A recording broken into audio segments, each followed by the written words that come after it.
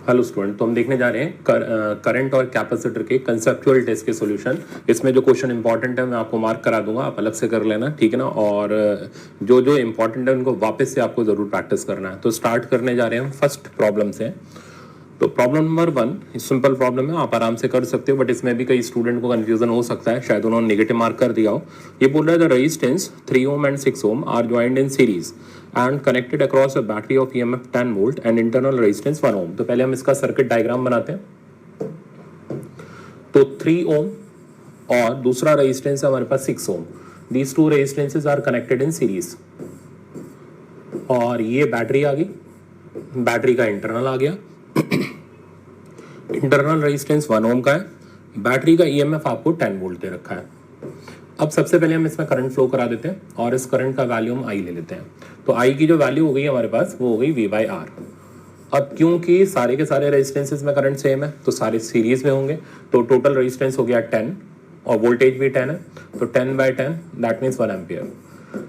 अब हमें क्वेश्चन में निकालना है पावर डिसिपेटेड बाय बैटरी। तो बैटरी की जो पावर होती है उसका फॉर्मूला होता है potential difference of EMF of battery into current delivered by battery यानी EI। तो ये बैटरी की पावर डिसिपेशन का फॉर्मूला होता है। E की वैल्यू आप देख लो 10 है, करंट की वैल्यू 1 है, तो पावर डिसिपेशन 10 वॉट आ गया। That means option number D इसमें करेक्ट हो गया। नेक्स्ट प्रॉब्लम पर चलते हैं। नेक्स्ट प्रॉब्लम, प्रॉब्लम नंबर 2, ये कह रहा है 24 volt battery of internal resistance 4 ohm is connected to a variable resistor. तो 24 वोल्ट की बैटरी को जिसका इंटरनल रेजिस्टेंस आपको दे रखा है 4 ohm, this is connected two variable resistor. तो ये एक वेरिएबल रजिस्टर है जिसके साथ इसको कनेक्ट किया गया है। इसकी वैल्यू को हम 0 से लेके इन्फिनिटी तक मूव करा सकते हैं। The rate of heat production in the resistance is maximum. अब रेट ऑफ हीट प्रोडक्शन मतलब dH/dt, और इसको dH/dt यानी रेट ऑफ हीट प्रोडक्शन को हम पावर ही बोलेंगे। तो पावर जो है इस रेजिस्टेंस के अक्रॉस वो मैक्सिमम है। Then we have to find out current in the circuit. तो देखो होगा क्या, यहाँ पर लगेगा मैक्सिमम पावर ट्रांसफर थ्योरम। वो ये कहता है कि किसी भी रेजिस्टेंस के क्रॉस पावर डिसिपेशन तब मैक्सिमम होता है जब वो इंटरनल रेजिस्टेंस के बराबर हो। तो if dH/dt that means power is maximum, then external resistance R must be equals to internal resistance, और internal resistance की वैल्यू हमारे पास है 4 ohm। अब हम क्या करते हैं, R की वैल्यू में पता लग गई कि वो 4 ohm के बराबर होगी, तो पावर डिसिपेशन मैक्सिमम होगा। अब मैक्सिमम पावर डिसिपेशन नहीं पूछा है, वो पूछता तो स्टैंडर्ड फॉर्मूला E²/4R आप डायरेक्ट भी लगा सकते थे, बट यहां पर उसने पूछा है आपसे करंट कितना होगा। तो करंट के लिए आप इस वैल्यू को डालो 4 ohm, ये 4 ohm ऑलरेडी है और 24 वोल्ट की बैटरी होगी। अब यहाँ पर जो करंट आएगा ये करंट का डायरेक्शन हो गया, V/R लगाओ और आपके पास रिजल्ट आ गया 24 डिवाइडेड बाय 8, आंसर आ गया 3 एम्पियर। तो 3 एम्पियर का करंट फ्लो करेगा जब पावर डिसिपेशन R के अक्रॉस मैक्सिमम होगा। अब आप ऑप्शन ढूंढ लो, ऑप्शन नंबर बी करेक्ट है। नेक्स्ट प्रॉब्लम पर चलते हैं। थर्ड प्रॉब्लम भी सिंपल है, कंसेप्चुअल प्रॉब्लम है। इस तरीके का प्रॉब्लम नीट एग्जाम के लिए काफी इंपॉर्टेंट है, ठीक है, मुश्किल नहीं है। तो प्रॉब्लम कह रहा है 220 वोल्ट एंड 100 वॉट बल्ब। तो हमें एक बल्ब दे रखा है और उसकी रेटिंग दे रखी है। रेटिंग वोल्टेज है 220 वोल्ट और रेटिंग पावर है 1000 वॉट। इसका मतलब है जब इसे 220 वोल्ट मिलेंगे तो ये 1000 वॉट की पावर डिसिपेट करेगा। किस में, जिसके लिए बनाया गया है, ये बनाया गया है लाइट के लिए। तो 1000 वॉट की पावर वो लाइट एनर्जी के अंदर डिसिपेट करेगा। अब ये बोला है this bulb is connected across 110 volt supply. तो हम इसको 220 वोल्ट पे नहीं कनेक्ट करते हैं, हम इसको 110 वोल्ट पर कनेक्ट करते हैं, आधे वोल्टेज पर कनेक्ट करते हैं। तो अब हमें बताना है कि पावर कंजम्पशन कितना होगा, कितना पावर ये कंज्यूम करेगा या कितना पावर ये डिसिपेट करेगा। तो बहुत से बच्चे ये सोच सकते हैं यार वोल्टेज आधा हो गया तो पावर भी आधी हो गई, ठीक है ना। नहीं, जब आप किसी रेजिस्टेंस के अक्रॉस पावर डिसिपेशन निकालते हो तो बल्ब के अक्रॉस तो रेजिस्टेंस उसका कांस्टेंट होता है। तो पावर डिसिपेशन के हम दो फॉर्मूले लेते हैं, आइदर I²R, ये तब लेते हैं हम जब करंट सेम हो यानी बल्ब सीरीज में लगे हुए हो, और अगर बल्ब डायरेक्ट पैरेलल में लगा हुआ हो वोल्टेज सप्लाई के तो हम लेंगे V²/R। अब आप चेक करो पावर डिसिपेशन, क्योंकि डायरेक्ट वोल्टेज सप्लाई के लगा हुआ है तो पावर डिसिपेशन V के प्रोपोर्शनल नहीं है, V² के प्रोपोर्शनल है। तो अगर वोल्टेज हाफ होगा तो पावर डिसिपेशन हाफ नहीं होगा, 1/4 हो जाएगा। तो this implies that if voltage becomes V/2 power dissipation becomes P/4। तो P/4 आप करोगे तो रिजल्ट मिल जाएगा, पहले का पावर कितना था 1000 what divided by 4 that means ये आ गया हमारे पास 250 वाट। तो 250 वाट की अब ये पावर डिसिपेट करेगा लाइट के अंदर, ठीक है ना, जिसके लिए इसको बनाया गया है। तो ऑप्शन नंबर हमारा बी करेक्ट हो जाएगा। नेक्स्ट प्रॉब्लम पर चलते हैं। प्रॉब्लम नंबर 4, इसको इंपॉर्टेंट लिख लो। कई बच्चे इसमें चक्कर में पड़ जाते हैं इस प्रॉब्लम के कि यार ये कैसे करेंगे। तो सिंपल पॉइंट पोटेंशियल मेथड से सबसे पहले हम सर्किट को सिंप्लीफाई करेंगे। तो देखो ये बैटरी लगी हुई है 6 वोल्ट की, दोनों टर्मिनल के नाम कर दो ए और बी। अब जहां जहां वायर है वहां वहां पोटेंशियल सेम होगा। तो यहां से लेकर यहां तक वायर है, तो अगर इसका पोटेंशियल ए है तो इसका भी पोटेंशियल ए होगा। सिमिलरली ये बी है तो यहां तक तो बी रहेगा। अब हमें यहां नहीं जा सकते हम क्योंकि ये बीच में रेजिस्टेंस आ गया, तो ये वोल्टेज को चेंज कर देगा। तो इसका नाम आप समथिंग 1 कर लो। तो अब बैटरी ए से बी के बीच में लगी हुई है, तो एक तरफ हाई पोटेंशियल ए, एक तरफ लो पोटेंशियल बी, और बीच में हमारा इन बिटवीन पोटेंशियल आ गया विच इज 1। अब पूरे के पूरे सर्किट डायग्राम को हम रीअरेंज करते हैं। तो ये रेजिस्टेंस हमारा ए से 1 के बीच में लगा हुआ है, तो ए से 1 के बीच में हमने 2 ओम का रेजिस्टेंस लगा दिया। ये वाला रेजिस्टेंस भी हमारा ए से 1 के बीच में लगा हुआ है, तो इसको भी मैंने ए से 1 के बीच में लगाया। तो आप देख सकते हो दोनों पैरेलल में आ गए। नेक्स्ट हमारा बी से 1 के बीच में है ये, तो बी से 1 के बीच में मैंने 1.5 ओम लगाया। नेक्स्ट हमारा ए से बी के बीच में 3 ओम, तो ए से बी के बीच में मैंने यहाँ पर 3 ओम का रेजिस्टेंस लगा दिया। तो ये सर्किट सिंप्लीफाई हो गया। बस लास्ट में बैटरी लगनी है। बैटरी ए से बी के बीच में, तो ए से बी के बीच में मैंने 6 वोल्ट की बैटरी कनेक्ट कर दी। तो ये पूरा का पूरा हमारा सर्किट पॉइंट पोटेंशियल मेथड से सिंप्लीफाई हो गया। अब करना क्या है, current supply to the circuit by the battery निकालना। वो तब निकलेगा जब आप इन रेजिस्टेंस के कॉम्बिनेशन को सिंप्लीफाई करोगे। ये दोनों किस में आ रहे हैं, पैरेलल में आ रहे हैं, फिर ये सीरीज और फिर ये पैरेलल। तो सिंप्लीफाई करते हैं हम सर्किट को। तो सबसे पहले इस पैरेलल कॉम्बिनेशन को खत्म करते हैं। तो ये हो गया 12 डिवाइडेड बाई 8, ठीक है ना, R1 R2 bye R1 plus R2 that means 1.5। तो मेरे पास इधर रेजिस्टेंस आ गया 1.5 ओम, ये ऑलरेडी 1.5 ओम है, और इधर पैरेलल में हमारे पास 3 ओम लगा हुआ है। बैटरी है हमारे पास 6 वोल्ट की। अब लास्ट स्टेप 1.5 सीरीज में हो गए, 3 और 3 पैरेलल में फिर से 1.5, यानी फाइनल इक्विवेलेंट रेजिस्टेंस हमारे पास 1.5 ओम, मतलब 3/2 हो गया। और बैटरी हमारे पास 6 वोल्ट की है। Now we have to find out current. तो करंट आसानी से आ गया V/R, V हो गया 6, R की जगह आ गया 3/2, और आंसर आ गया हमारे पास 4 एम्पियर। अब आप चेक करो, इसका ऑप्शन नंबर सी करेक्ट हो गया। तो अच्छा प्रॉब्लम था, पॉइंट पोटेंशियल लगा के करंट निकल रहा था। बहुत से बच्चों को कंफ्यूजन हो सकता है, मेरे ख्याल से अब दूर हो गया होगा। नेक्स्ट प्रॉब्लम पर चलते हैं। प्रॉब्लम नंबर 5 नंबर प्रॉब्लम ये कह रहा है, an electric current is pass through a circuit containing 2 wire of same material. तो 2 वायर हैं सेम मटेरियल की है, मटेरियल सेम होने से रो सेम हो जाएगा, ठीक है ना। तो दोनों वायर का मटेरियल सेम है, तो मटेरियल सेम होने से रेजिस्टिविटी या स्पेसिफिक रेजिस्टेंस सेम मिलेगा। तो रो की वैल्यू दोनों वायर के लिए सेम हो गई। नेक्स्ट फिर बोल रहा है कनेक्टेड इन पैरेलल, तो दोनों वायर को हमने पैरेलल में जोड़ रखा है। If the length and radius are in the ratio of 4:3 and 2/3, तो लेंथ का रेशियो 4/3, रेडियस का रेशियो हमारे पास 2/3। Okay, then the ratio of the current passing through the wires will be. अब हमें करंट का रेशियो निकालना है। तो बेसिकली सर्किट ये है कि 2 रेजिस्टेंस पैरेलल में लगे हुए हैं इस तरीके से, और आपको इनसे फ्लो होने वाले करंट का रेशियो पता करना है। तो कैसे करोगे, तो बड़ा सिंपल सा काम है। इससे मान लो I1 करंट और इससे मान लो I2 करंट, क्योंकि दोनों पैरेलल में, तो दोनों के पोटेंशियल डिफरेंस सेम होंगे, मतलब I1 R1 equal to I2 R2। तो हम लगा देते हैं I1 R1 equal to I2 R2। अब यहां पर I1 बाई I2 जिसका रेशियो हमें निकालना है equals to R2 by R1। अब आप R2 का वैल्यू डालो, वो हो गया रो L2 बाई A2, और एरिया की जगह आप पाई R स्क्वायर डाल दो, तो पाई R2 स्क्वायर। सिमिलरली ये हो गया रो L1 by pi R1 square. अब जो कॉमन है वो कैंसिल आउट हो जाएगा, और यहां से I1 बाई I2 का वैल्यू हमारे पास आ जाएगा। तो ये आ गया हमारे पास L2 बाई L1, और टाइम्स आ गया R1 बाई R2 का होल स्क्वायर। अब इसको कर लेते हैं सिंप्लीफाई। देखो L1 बाई L2 हमें दे रखा था 4/3, तो ये बन गया 3/4, और R1 बाई R2 हमारे पास से 2/3, स्क्वायर करने पर हो जाएगा 4/9। ये इधर से गया, आंसर आ गया 1/3। तो दोनों के करंट का रेशियो हमारे पास 1/3 है। ऑप्शन आप देखोगे तो इसमें क्वेश्चन नंबर 5 का ऑप्शन हो गया बी करेक्ट। नेक्स्ट प्रॉब्लम पर चलते हैं। Problem number 6 moving coil galvanometer का काफी अच्छा प्रॉब्लम है, इंपॉर्टेंट लिख लो इसको। Moving coil galvanometer has 150 equal division, तो नंबर ऑफ डिवीजन हमारे पास n की वैल्यू है 150।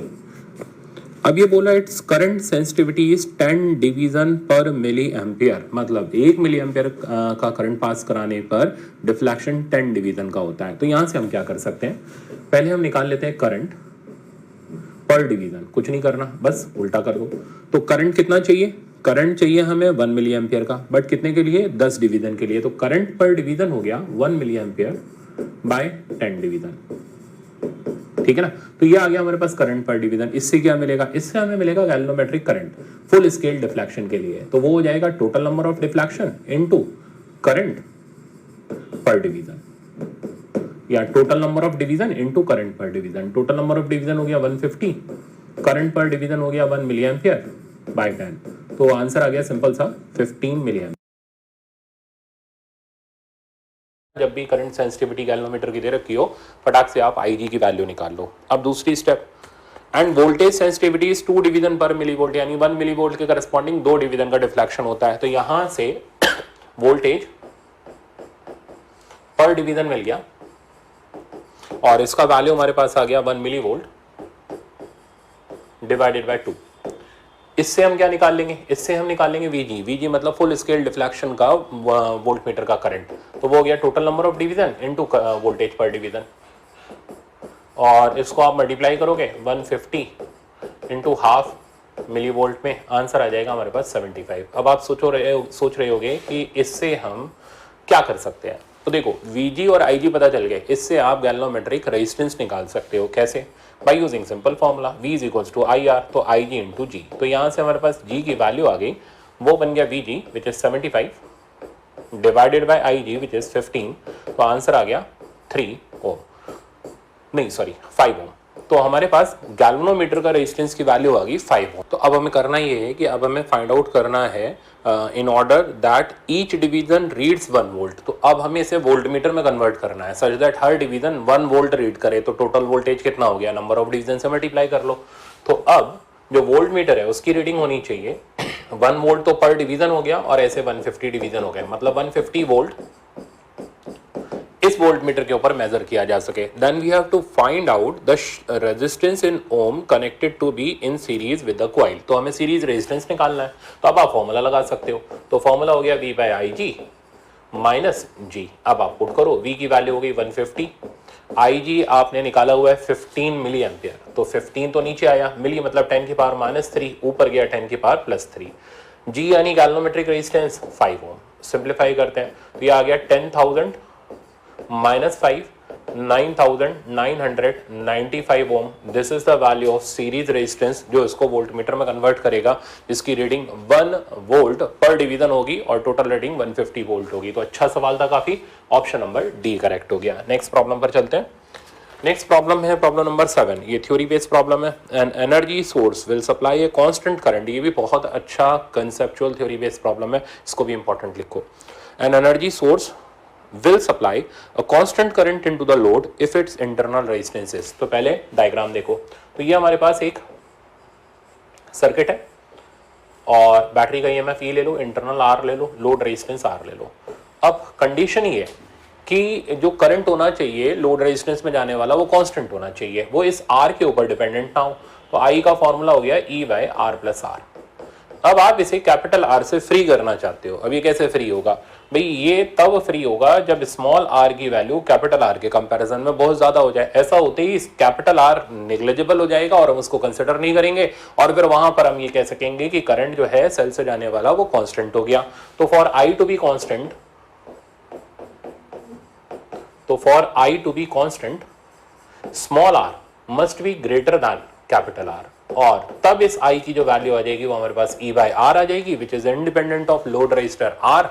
तो हम कह सकते हैं करंट कांस्टेंट है। अब आप ऑप्शन ढूंढो, तो very large as compare to the load resistance, that means B option इसका करेक्ट है। नेक्स्ट प्रॉब्लम पर चलते हैं। ये सिंपल थ्योरी बेस्ड है आपका, इसके बारे में आपको बस पता होना चाहिए। ये बोल रहा है Kirchhoff first law sigma I equals to 0 and second law sigma IR equals to sigma E where the symbol have usual meanings are respectively based on. तो फर्स्ट लॉ बेस्ड होता है चार्ज कंजर्वेशन प्रिंसिपल पर और second law based होता है energy conservation principal पर। तो अब आप उसके हिसाब से ऑप्शन देख लो, charge conservation and energy conservation, that means option number B correct है। नेक्स्ट प्रॉब्लम पर चलते हैं। 9th, ये सिंपल व्हीटस्टोन ब्रिज का नेटवर्क है, इसको हम पहले फॉर्म कर लेते हैं। देखो इधर ए कर लो हाई पोटेंशियल, इधर बी कर लो लो पोटेंशियल, इसका नाम समथिंग सी कर लो और इसको डी कर लो। अब आप सर्किट को अरेंज करो हाई से लो के बीच में, तो ए और बी इधर आ गया, सी और डी हमने ऊपर नीचे लगा दिया। ओके, अब एक एक रेजिस्टेंस को लगाते हैं। जैसे ये वाला रेजिस्टेंस कहाँ से कहाँ के बीच में, ए से सी के बीच में, तो इधर आ गया मेरे पास 5 ओम। नेक्स्ट ये वाला रेजिस्टेंस जो है सी से डी के बीच में है, तो इधर आ गया मेरे पास ये 10 ओम। ये वाला रेजिस्टेंस मेरे पास डी से बी के बीच में है, तो डी से बी के बीच में आ गया 20 ओम। तो देखो पूरा नेटवर्क अपने आप बनता चला जा रहा है। अब ये जो रेजिस्टेंस है ये कहाँ से कहाँ के बीच में, ए से डी के बीच में, कितना 10 ओम, तो यहाँ से यहाँ आ गया 10 ओम। और ये वाला जो रेजिस्टेंस है सी से बी के बीच में 10 ओम, और बैटरी हमने यहाँ लगा रखी है, ये है हमारी 5 वोल्ट की। अब हमें सर्किट में बहुत आराम से हम करंट निकाल लेंगे। चेक करो, यहाँ अपॉन यहाँ का रेशियो 1:2, यहाँ अपॉन यहाँ का रेशियो 1:2, तो बैलेंस्ड व्हीटस्टोन ब्रिज हो गया, तो ये एलिमिनेट हो गया। तो अब 5 और 10 15 और नीचे 30 ओम, और इधर हमारे पास आ गया 5 वोल्ट। टोटल रेजिस्टेंस निकालते हैं, आर इक्विवेलेंट, दोनों पैरेलल में है, तो R1 R2 bye R1 plus R2, common पहले पकड़ लो, कॉमन हो गया 15, तो यहाँ बचा 1 और यहाँ बचा 2, तो 1 × 2 बाय 1 + 2, दैट मीन्स 3, 3 5 जा 15, 5 और 2 10, तो आर इक्विवेलेंट आ गया 10 ओम। तो बैटरी से जाने वाला करंट हो गया V/R, दैट मीन्स 5/10, और इसका मतलब आ गया 0.5 एम्पियर।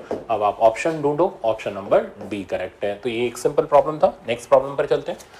10th वाला ये बोल रहा है, ये भी आपका इंपॉर्टेंट प्रॉब्लम है और सिंपल सा इसका मैं टेक्निक दे देता हूँ। देखो इसमें ट्रिक आप ऐसे लगा सकते हो, मैंने ये बताया भी हुआ है पहले भी आपको, रेजिस्टेंस या रेजिस्टिविटी दोनों के लिए लगा सकते हो।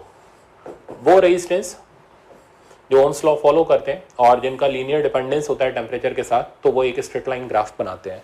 स्ट्रेट लाइन ग्राफ में स्लोप कांस्टेंट होता है, तो हम जो प्रिंसिपल यूज करते हैं वो होता है स्लोप यानी change in y by change in x।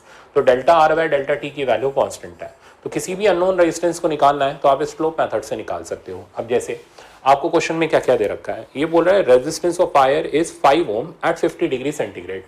तो रेजिस्टेंस की वैल्यू और इधर टेम्परेचर की वैल्यू, रेजिस्टेंस की वैल्यू 5 ओम है एट टेम्परेचर 50 डिग्री सेंटीग्रेड। फिर बोल रहा है 6 ohm at 100 degree centigrade, 6 ohm है 100 डिग्री सेंटीग्रेड पर। Okay, what we have to do, we have to find out resistance of wire at 0 degree centigrade. तो 0 degree centigrade सबसे इधर आ गया, और इसका रेजिस्टेंस R0 हमें फाइंड करना है। क्या करेंगे, delta R by delta T constant equate कर दो, तो यहां से डेल्टा R और यहां से डेल्टा टी, तो ये हो गया 5 - R0 बाय 50 - 0, दैट मीन्स 50, और इधर से डेल्टा R डेल्टा टी आ गया 6 - 5 बाय 100 - 50। तो इससे क्या हुआ, आप इक्वेशन बनाने से बच गए, अल्फा निकालने से बच गए, और आपका प्रॉब्लम फटाफट से कंप्लीट हो जाएगा। सिंप्लीफाई कर लेते हैं, तो ये रिजल्ट मेरे पास आया 1/50, और आप देखो 50 से 50 तो कैंसिल हो गया, तो 5 - R0 इक्वल्स टू 1, तो R0 की जो वैल्यू आ गई वो आ गई हमारे पास 4 ओम। अब आप ऑप्शन देख लो, ऑप्शन नंबर सी करेक्ट है। नेक्स्ट प्रॉब्लम पर चलते हैं। ये भी ठीक प्रॉब्लम है। अब जनरली इसको बच्चे किरचॉफ लॉ से करते हैं, बट आप मत लगाओ, मैंने हमेशा सिखाया हुआ है मिलीमेन थ्योरम लगाओ, ठीक है ना। लेक्चर में तो आपने खूब किया है, वैसे भी आपने देख रखे होंगे यूट्यूब पर वीडियोस, तो मैंने वहां पर मिलीमेन थ्योरम बताई हुई है। तो आप इस सवाल को मिलीमेन थ्योरम से करो, फटाफट से कंप्लीट होगा। हमें फाइंड आउट करना है करंट इन 10 ओम रजिस्टर। तो सबसे पहले हम सर्किट को रीड्रॉ करते हैं। रीड्रॉ करने पर ये हो गया हमारे पास 5 वोल्ट, रेजिस्टेंस आ गया हमारे पास 2 ओम, बीच वाली ब्रांच जो P1 और P2 वाली है, इसमें ऑलरेडी हमें रेजिस्टेंस दिया हुआ है विच इज 10 ओम। इधर की बैटरी की पोलैरिटी देखो, नीचे की तरफ है पॉजिटिव पोल, तो ये 2 वोल्ट हो गया, और इंटरनल रेजिस्टेंस इधर का 1 ओम हो गया। अब क्या सिखाया था मैंने कि हर ब्रांच का अपना एक करंट ले लो, तो मैंने इधर करंट ले लिया I1, इधर करंट ले लिया I2, और इससे कोई फर्क नहीं पड़ता I1 कहाँ ले रहे हो, I2 कहाँ ले रहे हो, I3 कहाँ ले रहे हो, ये ले लिया मैंने I3। अब हर बैटरी की पोलैरिटी लिखो, जो हमारे करंट के डायरेक्शन में आए वो सेम पोलैरिटी, उसका साइन पॉजिटिव लेंगे, तो ये सेम पोलैरिटी पॉजिटिव साइन, ये रिवर्स पोलैरिटी नेगेटिव साइन। अब आप कॉमन पोटेंशियल डिफरेंस निकालो by using formula sigma E by R by sigma 1 by R. तो कॉमन पोटेंशियल डिफरेंस की हमारी फर्स्ट स्टेप होगी ई बाय आर। तो यहाँ का हो गया 5/2। अगले स्टेप में हो गया 0। 0 क्यों? क्योंकि इधर कोई बैटरी नहीं है। और इधर का हो गया -2/1 डिवाइडेड बाय 1/r। 1/r करोगे तो 1/2 और इधर आ जाएगा 1/10 और इधर आ जाएगा हमारे पास 1। अब ये CPD मैंने यहाँ पर कैलकुलेट किया हुआ है, तो इस CPD का जो वैल्यू आपके पास आएगा तो ये आ जाएगा हमारे पास, इधर आप LCM ले लोगे तो ऊपर बचेगा 1/2 और नीचे आप चेक करोगे तो ये रिजल्ट ये 5 - 4/2 दैट मीन्स 1/2 हो गया। और यहाँ पर आप चेक करोगे तो LCM में बन गया हमारे पास 10 और 5 इधर आ गया और 1 6/10। ठीक है ना। 6/10 को अब हम और सिंप्लीफाई कर लेते हैं। 10 ऊपर गया, नीचे 2 और 6 आ गया तो 5/6 वोल्ट। तो हमारे पास CPD की वैल्यू आ गई 5/6 वोल्ट।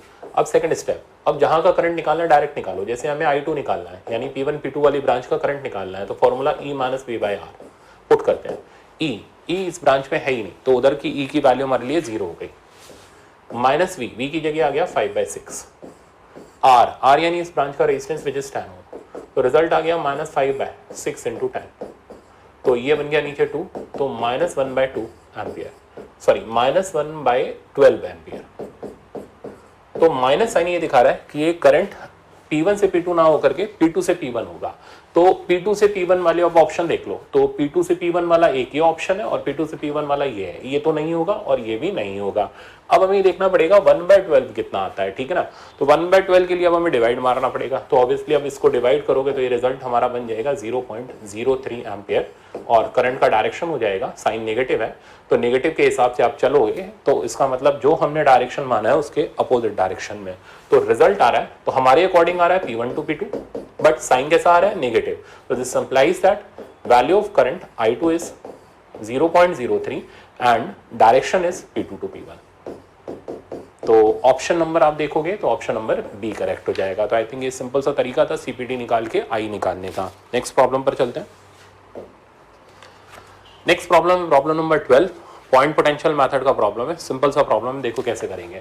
हमें A और B के बीच का इक्विवेलेंट रेजिस्टेंस निकालना है। यहाँ पोटेंशियल A है, यहाँ पर भी A होगा क्योंकि बीच में कोई वोल्टेज का सोर्स नहीं लगा हुआ। अच्छा, जहां जहां वायर होगी वहां पोटेंशियल सेम होगा। तो ये A है तो इधर तक पोटेंशियल A हो जाएगा। अब यहाँ से आ जाओ, ये B है तो इधर B होगा और इधर भी B हो जाएगा। तो ये सारे के सारे रेजिस्टेंस आप देखो, तीनों रेजिस्टेंस A से B के बीच में मिल रहे हैं। तो एक तरफ हाई पोटेंशियल, एक तरफ लो पोटेंशियल। अब एक एक रेजिस्टेंस को अरेंज करो। ये A से B के बीच में 2R, ये A से B के बीच में 2R और ये A से B के बीच में R। अब आप R इक्विवेलेंट की वैल्यू निकाल लो। तो ये तीनों पैरेलल में हो गए, 2R पैरेलल में R हो गया, R पैरेलल में R/2 हो गया। तो आंसर आ गया इसका R/2, that means option number B correct. 13 पर चलते हैं। 13 भी अच्छा थ्योरी वाला प्रॉब्लम है, इंपॉर्टेंट लिखो इसको। और ये प्रॉब्लम क्या कह रहा है वो समझो। ये कह रहा है अ स्टेडी करंट मतलब constant current flows in a metallic conductor of non uniform cross section. तो नॉन यूनिफॉर्म क्रॉस सेक्शन मतलब अलग अलग जगह अलग अलग एरिया। तो मैंने ये ट्रंकेटेड कोन ले लिया तो अलग अलग जगह अलग अलग एरिया में कांस्टेंट करंट फ्लो कर रहा है। तो करंट की वैल्यू थ्रू आउट कांस्टेंट है। Okay, which of the following quantities constant along the length of the conductor are. तो यहां से यहां जाने पर कौन कौन सी क्वांटिटी कांस्टेंट होगी, अब उसके बारे में बात करनी है।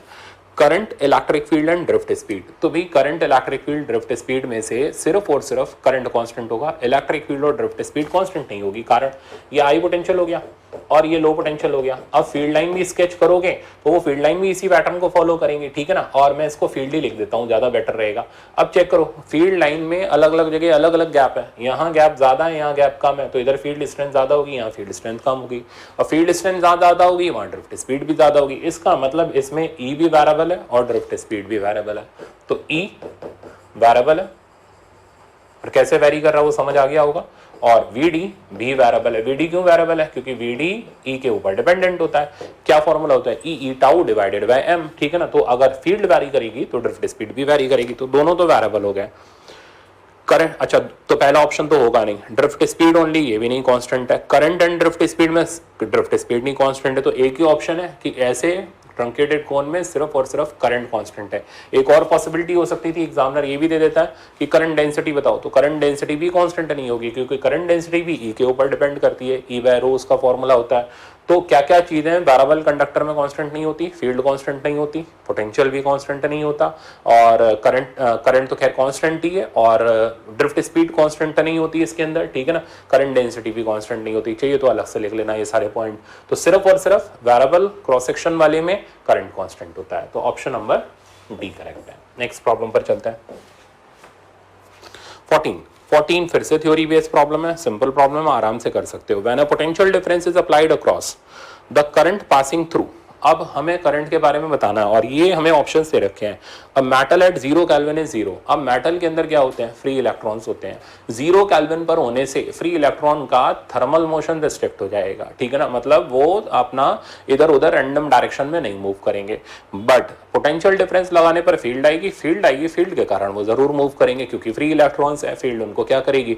पॉजिटिव की तरफ मूव कराना स्टार्ट कर देगी, पॉजिटिव टर्मिनल की तरफ। तो 0 केल्विन होने से मेटल पर कोई फर्क नहीं पड़ेगा, पोटेंशियल डिफरेंस लगाओगे करंट आएगा। तो अब metal at 0 kelvin is 0, wrong option है। अब सेमीकंडक्टर एट 0 केल्विन इज 0। अब सेमीकंडक्टर में क्या होगा? सेमीकंडक्टर में 0 केल्विन पर सारे के सारे इलेक्ट्रॉन बैलेंस बैंड में होंगे, कोई भी इलेक्ट्रॉन कंडक्शन बैंड में नहीं होगा, ठीक है ना। जब तक इलेक्ट्रॉन कंडक्शन बैंड में नहीं आएगा तब तक उसके अंदर हमारा इलेक्ट्रिक करंट फ्लो नहीं कर सकता। इसका मतलब सेमीकंडक्टर में 0 केल्विन पर कोई करंट नहीं होगा। दैट मींस ये ऑप्शन हमारा करेक्ट है। और अब metal at 0 kelvin is finite. अब 0 केल्विन पर मेटल में जो करंट होगा वो फाइनाइट होगा। अब ये ऑप्शन जो है डाइसी ऑप्शन है, क्योंकि मेटल में 0 केल्विन पर फाइनाइट भी हो सकता है, इनफाइनाइट भी हो सकता है। डिपेंड इस बात पे करता है, अच्छा इनफाइनाइट होगा या फाइनाइट होगा, पहले इसी की लड़ाई लड़ लेते हैं। 0 केल्विन पर मेटलिक कंडक्टर का जो रेजिस्टेंस होगा वो 0 होगा, ठीक है ना। अगर मेटलिक कंडक्टर का रेजिस्टेंस 0 केल्विन पर 0 है, कोई रेजिस्टेंस नहीं ऑफर कर रहा, तो करंट की वैल्यू फिर उस वक्त इनफाइनाइट हो जाएगी, क्योंकि कोई थर्मल मोशन नहीं है, आपस में टकराने का चांस नहीं है। तो इसलिए मेटल में 0 केल्विन पर करंट इनफाइनाइट होगा, फाइनाइट नहीं होगा। तो ये ऑप्शन भी गया। अब PN junction diode at 300 kelvin is finite if it is reverse biased. तो पीएन जंक्शन डायोड जब रिवर्स बायस होगा तो ऐसे सिचुएशन में 300 केल्विन पर जो करंट होगा वो फाइनाइट होगा if it is reverse bias. तो रिवर्स बायसिंग में करंट जो होता है वो नियरली 0 के आसपास होता है। अब कितना टेम्परेचर दे रखा है? 300 डिग्री, 300 केल्विन, मतलब ये हो गया हमारा रूम टेम्परेचर, ठीक है ना। तो रूम और रिवर्स बायसिंग में, तो रिवर्स बायसिंग में करंट नेग्लिजिबल सा करंट होता है, ठीक है ना, नेग्लिजिबल सा करंट होता है, इसलिए हम उस करंट को काउंट नहीं करते। तो ये वाला ऑप्शन भी इनकरेक्ट हो गया। तो अब हमें जो करेक्ट ऑप्शन ढूंढना था वो एक ही मिला, सेमीकंडक्टर एट 0 केल्विन इज 0। तो मेरे ख्याल से आपको सारी डिटेल समझ आ गई होगी। नेक्स्ट प्रॉब्लम पर चलते हैं। तो नेक्स्ट प्रॉब्लम है 15। ये सबसे अच्छा प्रॉब्लम है, पर ऐसा प्रॉब्लम टाइम कंज्यूमिंग है, ठीक है ना। तो इस प्रॉब्लम में बहुत नेगेटिव होने का चांस भी है क्वेश्चन।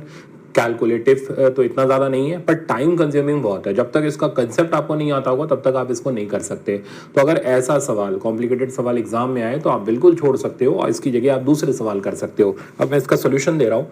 प्रॉब्लम ये कह रहा है 3 बल्ब दे रखे हैं, इन तीनों बल्ब के जो पावर रेटिंग दे रखे हैं वो 100 वॉट, 60 वॉट और 60 वॉट। तो इस बल्ब का 100 वॉट, तो power rating of first bulb यहीं पे लिख लेता हूँ PR1 100 वॉट, इसका रेटिंग पावर 60 वॉट और थर्ड बल्ब का rating power is also 60 what. इससे क्या मिलेगा?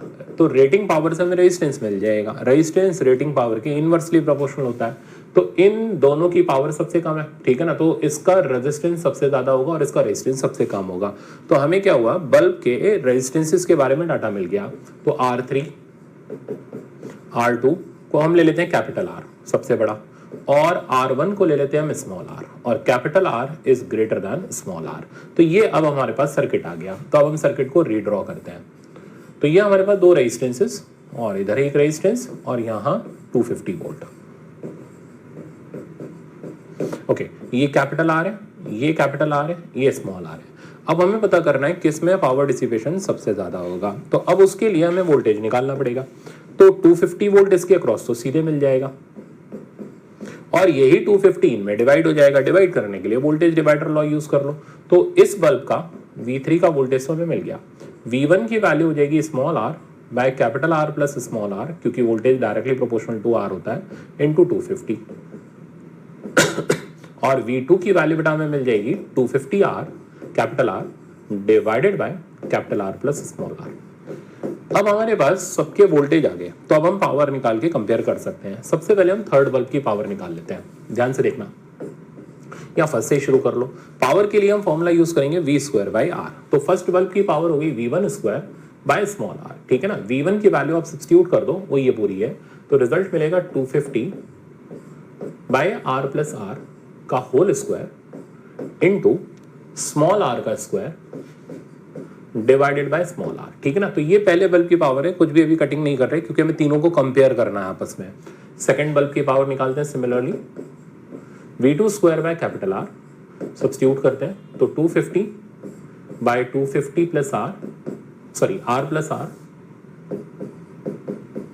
का whole square times capital R square by capital R. अब लास्ट में थर्ड बल्ब की पावर निकालते हैं, वो हो गया इसके वोल्टेज का स्क्वायर विच इज 250 का square divided bye capital R. अब चेक करो, कंपेयर करने के लिए तीनों में जो कॉमन है उसको पहले एलिमिनेट करो।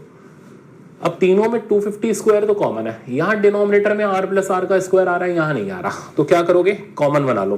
कैसे, देखो, तो r प्लस आर के होल स्क्वायर को ऊपर नीचे मल्टीप्लाई डिवाइड कर दो, इससे क्या होगा, हमारी मुसीबत ही खत्म हो जाएगी। अब ये वाला जो पूरा टर्म है फर्स्ट हाफ, ये तीनों में चेक कर लो, कॉमन है, ठीक है ना। तो इसकी power is proportional to R square by R, इसकी power is proportional to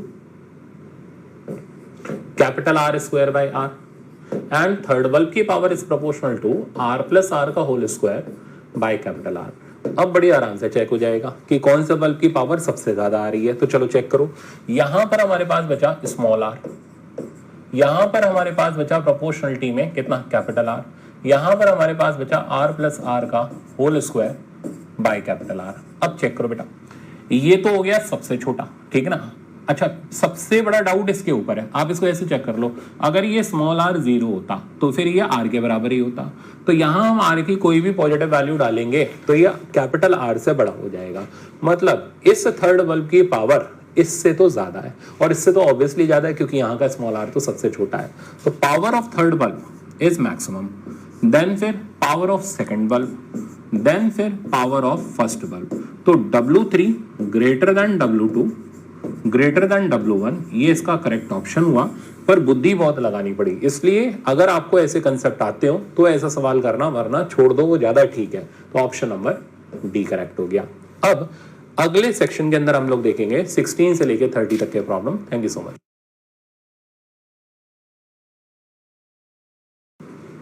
hello student, तो अब हम देखने जा रहे हैं 16 से लेकर के 30 तक के प्रॉब्लम। 16 प्रॉब्लम कह रहा है, two batteries, one of EMF 3 volt and internal resistance 1 ohm. तो ये 3 वोल्ट और 1 ओम रेजिस्टेंस की बैटरी है, and other of EMF 15 volt and internal resistance 2 ohm. तो इंटरनल रेजिस्टेंस इसका 2 ओम है और वोल्टेज 15 वोल्ट है।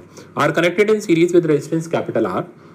If the potential difference between A and B 0, तो यहां से यहां का पोटेंशियल डिफरेंस 0 है, ठीक है ना। Then we have to find out capital R. तो देखो, ये भी एक इंपॉर्टेंट प्रॉब्लम है, लिख लो आप इसको इंपॉर्टेंट, ठीक है। अब कैसे करेंगे वो सुनो।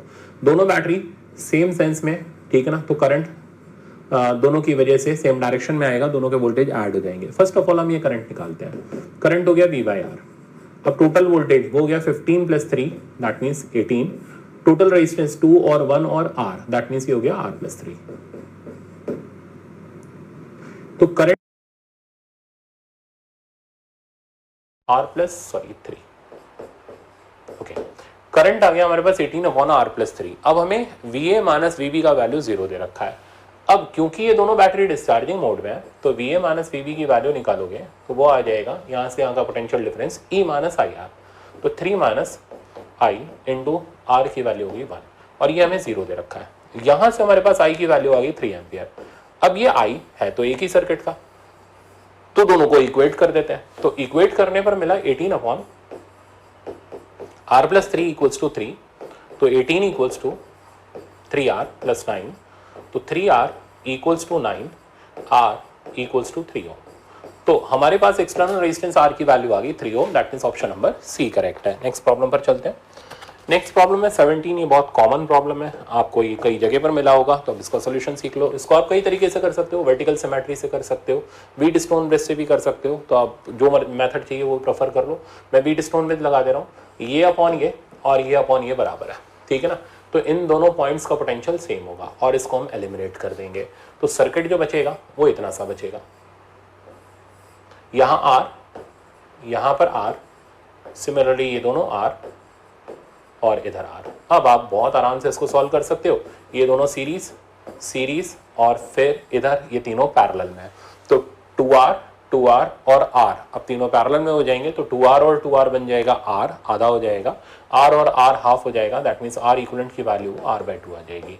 ऑप्शन देखो बी करेक्ट है। नेक्स्ट प्रॉब्लम पर चलते हैं। 18th वाला प्रॉब्लम आपका मीटर ब्रिज का प्रॉब्लम है। ये कह रहे हैं ना, metre bridge shown the bridge is balanced when AJ is 20 centimetre. तो ये हमें 20 सेंटीमीटर दे रखा है, तो फिर इधर 80 सेंटीमीटर हो जाएगा। ओके, अब क्या करते हैं, P और Q को इंटरचेंज कर देते हैं। अब अगर ये पलट दोगे तो बैलेंस लेंथ भी पलट जाएगी, तो P की जगह Q आ गया एंड Q की जगह P आ गया, तो ये अब इंटरचेंज हो गया, इधर 80 सेंटीमीटर आ गया और इधर 20 सेंटीमीटर आ गया। अब क्या पूछ रहा है, then balance length shift by, तो शिफ्टिंग ऑफ बैलेंस लेंथ निकालना है। तो शिफ्टिंग कितनी हुई, तो पहले यहां पर था, अब ये शिफ्ट होकर के इधर आ गया, तो शिफ्टिंग की वैल्यू हो गई यहां से यहां तक का गैप, तो this is delta x which is shifting. कैसे निकालोगे, 80 माइनस 20, तो डेल्टा एक्स की वैल्यू होगी 80 माइनस 20, दैट मीन्स ये आंसर आ गया 60 सेंटीमीटर। तो balance length shift by 60 centimetre, that means option number D correct है। नेक्स्ट प्रॉब्लम पर चलते हैं। ये आपका पोटेंशियोमीटर का प्रॉब्लम है, सिंपल आराम से कर सकते हैं। ये कह रहा है the balance length corresponding to point B and C is 40 centimetre. तो यहां से यहां के बीच की बैलेंस लेंथ 40 सेंटीमीटर है। अब कैसे निकलेगी ये बैलेंस लेंथ, इसमें हम प्रिंसिपल ऑफ पोटेंशियोमीटर इस्तेमाल करते हैं। देखो ये दोनों पैरेलल में, तो इधर का रेजिस्टेंस हो गया हमारे पास 5 ओम, आगे के रेजिस्टेंसेस एज इट इज छोड़ो 4 ओम, और इधर ये बैटरी और इधर ये। मान लो इस सर्किट में करंट चल रहा है आई का, और इसको हमने बैलेंस किया पोटेंशियोमीटर की कितनी लेंथ के ऊपर, 40 सेंटीमीटर के ऊपर। तो प्रिंसिपल ऑफ पोटेंशियोमीटर इस्तेमाल कर लेते हैं। यहाँ का और यहाँ का वोल्टेज बराबर होगा, इधर का वोल्टेज हो गया 5i और इधर का हो गया k इंटू 40, के क्या पोटेंशियल ग्रेडियंट, तो v इज इक्वल्स टू हमने लगाया KL, v इधर की वैल्यू होगी 5i इक्वल्स टू k और बैलेंस लेंथ हमारे पास होगी 40। This is our first equation. अब एग्जामिनर क्या कह रहा है, the balance length corresponding to point C and D। अब C और D की बैलेंस लेंथ निकालनी है, तो भाई C और D को बैलेंस कराओगे जब आप सर्किट के ऊपर, तो इसका वोल्टेज हो गया 4i और बैलेंस लेंथ आप L ले लो उसकी। ये हो गई हमारी सेकंड इक्वेशन, दोनों को डिवाइड कर देते हैं, तो 5/4 इक्वल्स टू 40/L, तो ये 8 से कट गया और इधर L की वैल्यू हमारे पास आ गई 32 सेंटीमीटर। तो 4 ओम वाला रेजिस्टेंस 32 सेंटीमीटर की बैलेंस लेंथ एक्वायर करेगा। अब आप ऑप्शन ढूंढ लो, ऑप्शन नंबर बी करेक्ट हो गया। नेक्स्ट प्रॉब्लम पर चलते हैं।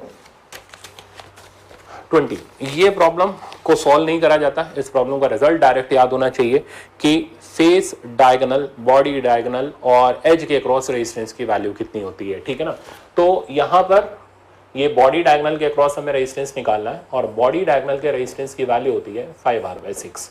आपको डायरेक्ट याद होना चाहिए, ठीक है ना, डिराइव नहीं करना एग्जाम में। अब R क्या हो गया, R हर एक साइड का रेजिस्टेंस हो गया। क्वेश्चन में हमें हर साइड का रेजिस्टेंस 6 ओम दे रखा है, पुट कर देते हैं, तो 6 ओम पुट करते ही आंसर आ जाएगा 5 ओम, ऑप्शन नंबर डी करेक्ट। तो ध्यान रख लेना, बॉडी डायगोनल का इक्विवेलेंट रेजिस्टेंस 5R/6 होता है, ठीक है ना। इसी तरीके से आप फेस डायगोनल में लेक्चर में तो बताए हुए हैं और वैसे भी पता होगा आपको कि फेस डायगोनल और एज के क्रॉस रेजिस्टेंस की वैल्यू कितनी कितनी आती है। नेक्स्ट प्रॉब्लम पर चलते हैं। प्रॉब्लम नंबर 21, ये कह रहा है current I flows through a uniform wire of diameter D when the mean drift velocity is Vd. Same current flows through a wire of diameter D/2 made up of same material if mean drift velocity of the electron। तो हमें basically drift velocity निकालनी है। अच्छा, अब ये दो wire बोल रहा है करंट I flows, अच्छा करंट और ड्रिफ्ट स्पीड का रिलेशन हो गया I is equals to NEAVD, ठीक है ना। अब डाटा को हम मैनिपुलेट करते हैं, कहता है I का करंट फ्लो कर रहा है, डायमीटर D है और ड्रिफ्ट वेलोसिटी VD है। तो I का करंट है, डायमीटर के टर्म में हमें ब्रेक करना पड़ेगा। N होता है फ्री इलेक्ट्रॉन डेंसिटी, ये मटेरियल के ऊपर डिपेंड करता है, मटेरियल चेंज होगा तो फ्री इलेक्ट्रॉन डेंसिटी चेंज हो जाएगी। E इलेक्ट्रॉन का चार्ज, एरिया हो गया पाई R², R की जगह आप D/2 डाल दो, तो पाई D²/4 इंटू VD।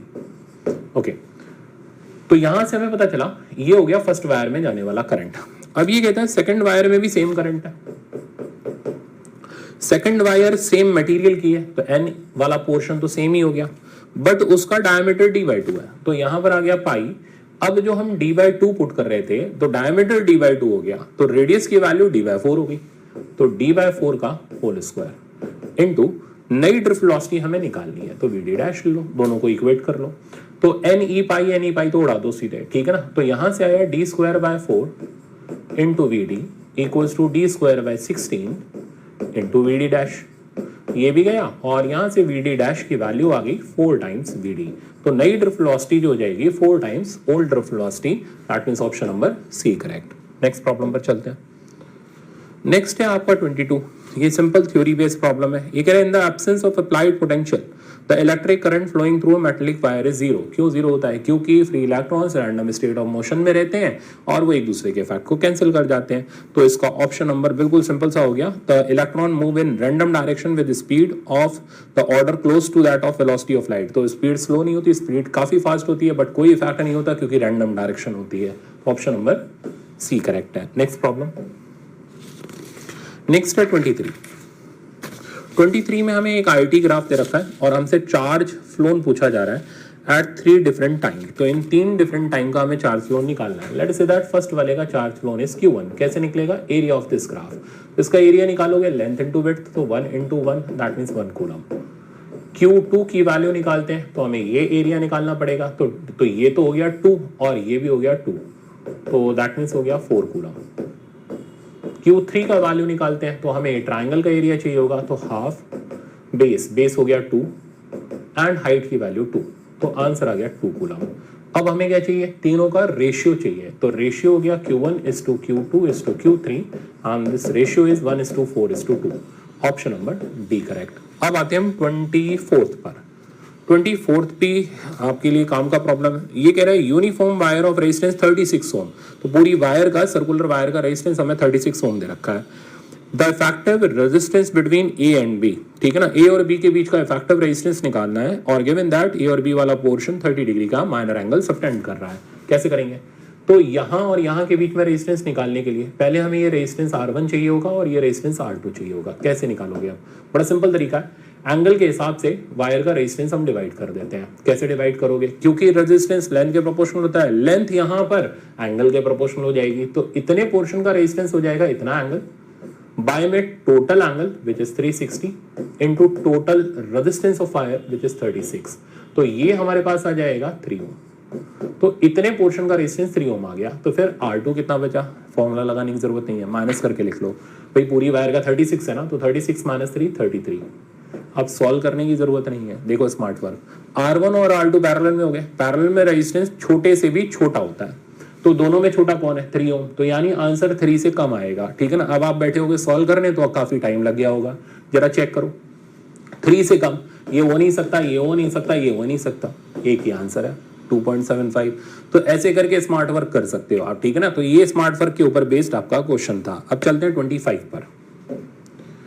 25 कह रहा है कि हमें एक IV ग्राफ दे रखा है, identify the portion corresponding to negative resistance. Negative resistance किस पोर्शन में होगा? भाई IV ग्राफ का जो स्लोप होता है वो स्लोप tan थीटा 1/r के बराबर होता है, r के नहीं, ठीक है ना। VI ग्राफ का r के बराबर होता है, तो जहां tan थीटा नेगेटिव होगा वहां रेजिस्टेंस नेगेटिव हो जाएगा। तो चेक करते हैं, तो यहाँ टेंजेंट बनाई, कैसा? tan थीटा पॉजिटिव, यहाँ टेंजेंट बनाई, tan थीटा कितना? 0, यहाँ टेंजेंट बनाई तो यहाँ का tan थीटा नेगेटिव आ गया, तो इस जगह का रेजिस्टेंस नेगेटिव हो गया, इधर अपना वही पॉजिटिव है, तो एक ही ऑप्शन मिल रहा है, सी से डी। नेक्स्ट क्वेश्चन पर चलते हैं 26। ये आपका कैपेसिटर का सिंपल सर्किट का प्रॉब्लम है, सॉल्व करते हैं इसको। The equivalent capacitance between A and B हमें निकाल के देना है। तो चेक करो, ये तीनों कैपेसिटर सीरीज में आ गए, ठीक है ना। तो इनकी वैल्यू कितनी होगी? 3C 3C 3C, तीन एक जैसे सीरीज में लग जाएंगे तो 3C/3 दैट मीन C हो जाएगा। तो ये कॉम्बिनेशन हमें C दे देगा, फिर C और C पैरेलल में हो जाएगा, ठीक है ना। तो सर्किट ये बना, ये हमने सॉल्व कर लिया, this comes out to be C, और ये C ऑलरेडी है। तो अब आप चेक कर लो यार, दोनों पैरेलल में हो गए तो C इक्विवेलेंट की वैल्यू 2 टाइम्स C हो गई, तो option number B correct. Next problem 27, ये बेसिक प्रॉब्लम है, कंसेप्चुअल प्रॉब्लम है, आपको आ जाना चाहिए। देखो ये दोनों कैपेसिटर पैरेलल में, तो इन दोनों का वोल्टेज तो सेम होगा, तो दैट मींस V2 = V3। ये जो टोटल वोल्टेज है, अब क्योंकि यहाँ तो सेम ही हो गया ना, तो इन दोनों में ही ये टोटल वोल्टेज डिवाइड हुआ होगा, यानी V की value V1 plus either you can say V2 और you can say V = V1 + V3। यानी टोटल बात एक ही है क्योंकि V2 और V3 बराबर दे रखे हैं, तो टोटल वोल्टेज की वैल्यू तो हमारे पास आ गई। अब चार्ज के टर्म में इक्वेशन बना लेते हैं। चार्ज जो यहां से गया तो इधर तो Q1 हो गया, फिर इधर दो पार्ट में डिवाइड हो गया, तो चार्ज कंजर्वेशन लगाओगे तो Q1 की वैल्यू हो जाएगी Q2 प्लस Q3 के बराबर। अब आप ऑप्शन में डालो और बहुत ईजी सा ऑप्शन आपको मिल जाएगा, Q1 बराबर Q2 plus Q3 and V बराबर V1 plus V2, that means C option correct है। नेक्स्ट प्रॉब्लम पर चलते हैं। 28। अब ये देखने में थोड़ा सा डरावना है 28, बाकी ऐसा कुछ खास नहीं है, आसानी से कर सकते हैं। ये बोल रहा है if the condenser shown in the circuit is charge to 5 volt and left in the circuit, मतलब अब इसको छोड़ दिया गया डिस्चार्जिंग मोड के लिए, इन 12 second charge on the condenser will become. देखो अब ये सर्किट एक डिके का सर्किट है क्योंकि इसमें कैपेसिटर का धीरे धीरे जो एनर्जी है वो हीट एनर्जी के फॉर्म में लॉस होता चला जाएगा। तो किसी भी इंस्टेंट पर इस पे बचने वाला चार्ज का इक्वेशन होता है Q नॉट e की power minus T by tau. Q not होता है मैक्सिमम चार्ज, तो वो हो जाएगा फॉर्मूला C इंटू वी, तो सी वी नॉट ई की power minus T by tau. Data put करते हैं, सी वी नॉट, सी हमें दे रखा है 2 फैराड एंड वी नॉट यानी इसका इनिशियल वोल्टेज वो हमें दे रखा था 5 वोल्ट। तो ये तो हो गया खत्म, तो हमारे पास 10 आ गया और यूनिट कूलम में चल गया इसका, ठीक है ना। ई की पावर माइनस टी कितने टाइम बाद हमें निकाल 12 सेकेंड। अब बारी टाउ की, टाउ का फॉर्मूला होता है सी इंटू आर, ठीक है ना, तो सी आर मैंने अभी यहाँ पर लिख दिया, तो 10 कूलम ई की पावर माइनस 12 डिवाइडेड बाय, अब सी आर का प्रोडक्ट देखो तो सी और आर का प्रोडक्ट भी 12 हो गया, ये यहां से गया, तो 10 कूलम इंटू ई की पावर माइनस 1 यानी 10 बाई ई, तो 10 by E coulomb is the value of बचा हुआ charge on this capacitor after 12 second time. तो ऑप्शन नंबर हमारा ए करेक्ट हो गया। तो मुश्किल नहीं था, बेसिक इक्वेशन के ऊपर बेस्ड था। Okay, next problem. What fraction of energy drawn from the charging battery is stored in the capacitor? तो जब भी हम, ये स्टैंडर्ड सवाल है, रिजल्ट आपको डायरेक्ट याद रहना चाहिए। तो जब हम किसी कैपेसिटर को चार्ज करने के लिए बैटरी से कनेक्ट करते हैं तो बैटरी जो एनर्जी प्रोवाइड करती है वो हाफ सी वी स्क्वायर नहीं होती, बैटरी की वजह से किए जाने वाला वर्क डन होता है सी वी स्क्वायर। इसका आधा पार्ट कैपेसिटर के अंदर स्टोर होता है हाफ सी वी स्क्वायर और बाकी आधा पार्ट हीट के फॉर्म में लॉस होता है हाफ सी वी स्क्वायर। तो ये स्टैंडर्ड थ्योरम है, ध्यान रखना। अनचार्ज कैपेसिटर को जब हम बैटरी से जोड़ेंगे तो आधा एनर्जी के फॉर्म में स्टोर होगा और आधा लॉस हो जाएगा, ठीक है ना। तो अब आप उस हिसाब से देख सकते हो, आधा स्टोर हुआ दैट मीन्स 50%। नेक्स्ट और इस सेक्शन का लास्ट प्रॉब्लम, ये बोल रहा है 2 identical capacitor as shown in the figure are connected in series with a battery if the dielectric slab of constant K is slip between the plate of capacitor B, ठीक है ना। तो हम capacitor B के अंदर एक dielectric slab, ये dielectric वाले क्वेश्चन बड़े कंफ्यूजिंग होते हैं, अच्छे से कंसेप्ट सीखना। Battery remain connected then the energy of capacitor A, तो कैपेसिटर A की एनर्जी पर क्या फर्क पड़ेगा, तो देखते हैं, आ जाओ। तो पहले का सर्किट बनाओ, तो ये हो गया इनिशियल सर्किट, ये कैपेसिटेंस C, ये कैपेसिटेंस C, इधर वोल्टेज V। अब ये वोल्टेज दो पार्ट में आधा आधा डिवाइड हो गया, तो इधर मिल गया हमें V/2 और इधर मिल गया V/2। ये हो गया फर्स्ट कैपेसिटर, ये हो गया सेकंड, ठीक है ना। इसमें हम डाइलेक्ट्रिक डालने वाले हैं, अभी मैंने डाला नहीं है डाइलेक्ट्रिक, तो हमें एनर्जी सेकंड वाले की चाहिए, तो सेकंड वाले की पहले की एनर्जी होगी half C V square by 4, ठीक है ना। तो ये इतनी एनर्जी इसने इनिशियली स्टोर करी after slipping of this dielectric. तो ये हो गया बिफोर का डायग्राम। आफ्टर का डायग्राम देखते हैं, तो जब हम फर्स्ट कैपेसिटर में डाइलेक्ट्रिक स्लिप कर देंगे तो क्या होगा, तो इसकी कैपेसिटेंस बढ़ जाएगी, K टाइम्स C हो जाएगी, ये वैसा का वैसे ही रहेगा। अब वोल्टेज जो डिवाइड होता है वो इनवर्सली प्रोपोर्शनल टू C के हिसाब से डिवाइड होता है, कैपेसिटेंस बढ़ेगी तो वोल्टेज कम हो जाएगा, तो इसका जो वोल्टेज होगा वो आ जाएगा C divided by KC plus C times V, यानी इसका जो वोल्टेज V1 आएगा, मैं इधर लिख रहा हूं, वो C ऊपर नीचे से उड़ा दो, V/K+1। पहले कितना था, पहले था V/2, अब कितना आ रहा है V/K+1। ऑब्वियसली K 1 से बड़ा है, तो जब K 1 से बड़ा होगा तो ये रिजल्ट 2 से बड़ा होगा, यानी V1 की वैल्यू V/2 से छोटी हो जाएगी। इसका वोल्टेज देखते हैं, तो V2 की वैल्यू आप चेक करोगे तो क्या हुआ, जो वोल्टेज पहले आधा आधा डिवाइड हो रहा था, अब वो वोल्टेज आधा आधा नहीं डिवाइड हो रहा, डाइलेक्ट्रिक डालने से कैपेसिटेंस बढ़ गई, वोल्टेज पहले के मुकाबले कम हो गया, तो इसका वोल्टेज कम हो गया। इसका वोल्टेज चेक करते हैं, तो इसका वोल्टेज हो गया KC, मैं डायरेक्टली लिख देता हूं KC divided by KC plus C, that means K/K+1 into C। और ऑब्वियसली C तो कैंसिल हो जाएगा, तो k बाय के प्लस वन इंटू वी। अब ये जो वोल्टेज होगा, अब भाई इधर v बाई टू से कम हो गया तो v2 की वैल्यू v बाई टू से ज्यादा हो जाएगी, तो v2 की वैल्यू आ रही है kv बाई के plus one which is greater than v by two. अब डायरेक्ट भी लॉजिक लगा सकते हो, इतने सर्किट की भी जरूरत नहीं है। तो पहले वोल्टेज आधा आधा डिवाइड हो रहा था, कैपेसिटेंस बढ़ गई तो वोल्टेज कम हो गया, तो इसमें वोल्टेज v बाई टू से कम हो गया, तो इसमें v बाई टू से ज्यादा ही होगा क्योंकि टोटल तो v के ही बराबर है, ठीक है ना। तो ये बेसिक प्रिंसिपल हो गया हमारा। अब हमें सेकंड की एनर्जी पे कमेंट करना है। सेकंड की एनर्जी का formula half C2 V2 square. अब चेक करो, कैपेसिटेंस तो सेम है, तो सारा खेल वोल्टेज का हो गया। अब सेकंड वाले का वोल्टेज जो पहले कितना था v बाई टू, अब कितना है v बाई टू से ज्यादा, तो v2 square is greater than v by two का स्क्वायर, यानी सेकंड वाले की एनर्जी बढ़ गई, ठीक है ना। तो सेकंड वाले की एनर्जी यानी u2 बाद में is greater than u2 initial, तो u2 final is greater than u2 initial. क्यों? क्योंकि इसका वोल्टेज बढ़ गया, कैपेसिटी जैसा था पहले वैसा ही बाद में रहा। तो आई थिंक आपको समझ आ गया होगा कि कैसे लॉजिक लगाए जाते हैं इन सवाल में। तो ऑप्शन नंबर बी करेक्ट है। प्रूफ भी दे दिया, डायरेक्ट करने का भी मैंने आपको तरीका बता दिया कि किस तरीके से आपको डायरेक्ट करना होता है। नेक्स्ट प्रॉब्लम देखते हैं। अब ये था 30th प्रॉब्लम, तो नेक्स्ट आएगा 31 से 45 के सेक्शन में। अब मैं इसको यहीं रोक रहा हूं, अब आप अगले सेक्शन के अंदर उसको सोल्यूशन देखना। Thank you so much. Hello student, तो अब हम देखने जा रहे हैं 31 से लेकर के 45 तक के सॉल्यूशन। तो प्रॉब्लम नंबर 31 इंपॉर्टेंट लिख लो, ये अच्छा कंसेप्चुअल प्रॉब्लम है। ये मतलब अच्छा क्या, काफ़ी अच्छा प्रॉब्लम है। देखो, a parallel plate air core capacitor is connected across a source of constant potential. तो हमने क्या किया, एक पैरेलल प्लेट एयर कैपेसिटर को बैटरी से कनेक्ट कर दिया। When a dielectric plate is introduced between the two plates, तो अब हम एक डायलैक्ट्रिक को इसके अंदर इंट्रोड्यूस करने जा रहे हैं। इससे क्या होगा, कैपेसिटेंस बढ़ेगी। अब कैपेसिटेंस बढ़ेगी तो फिर ये बैटरी से और ज्यादा चार्ज खींचना स्टार्ट करेगा। तो फिर when a dielectric plate is introduced between the two plates, then some charge flow from capacitor back to the source. तो क्योंकि कैपेसिटेंस बढ़ेगी तो ये चार्ज और ज्यादा एब्स्ट्रैक्ट करेगा by using formula Q equals to CV। तो C इंक्रीजेस तो Q भी इंक्रीजेस। अब ये Q आएगा कहां से, बैटरी से कैपेसिटर पर। तो अब आप इसका ऑप्शन देख सकते हो, some extra charge from the source will flow through capacitor. That means option number B correct है। अब चलते हैं नेक्स्ट प्रॉब्लम पर। अब हम आते हैं 32 वाले प्रॉब्लम पर। ये कह रहा है thin metallic wire is joined between the plates of parallel plate capacitor as shown in the diagram, the capacitance of system will be.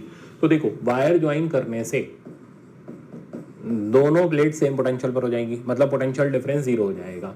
अब पोटेंशियल डिफरेंस अगर जीरो हो गया तो फिर कैपेसिटेंस की वैल्यू जो हो जाएगी वो कितनी, जीरो नहीं, इनफाइनाइट हो जाएगी। तो जब भी हम कैपेसिटर की प्लेट को वायर से ज्वाइन करते हैं तो कैपेसिटेंस जीरो नहीं होता, कैपेसिटेंस इनफाइनाइट होता है, रेजिस्टेंस जीरो हो जाता है। तो ऑप्शन नंबर डी करेक्ट है। नेक्स्ट प्रॉब्लम पर चलते हैं।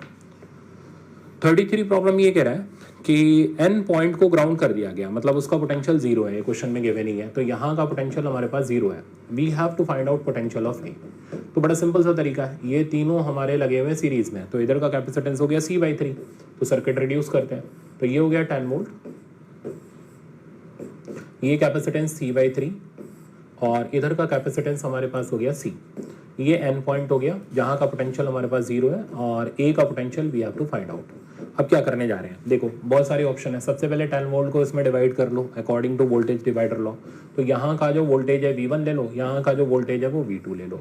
तो V1 की जो वैल्यू हमारे पास आ जाएगी, अब कैपेसिटेंस के इनवर्स रेशियो में डिवाइड होता है वोल्टेज, तो वो इसका वोल्टेज लिखते वक्त ये ऊपर आएगा divided by total C+C/3 into में 10 वोल्ट। सिंप्लीफाई करोगे आप तो ये बन जाएगा 3/4 इंटू 10 वोल्ट।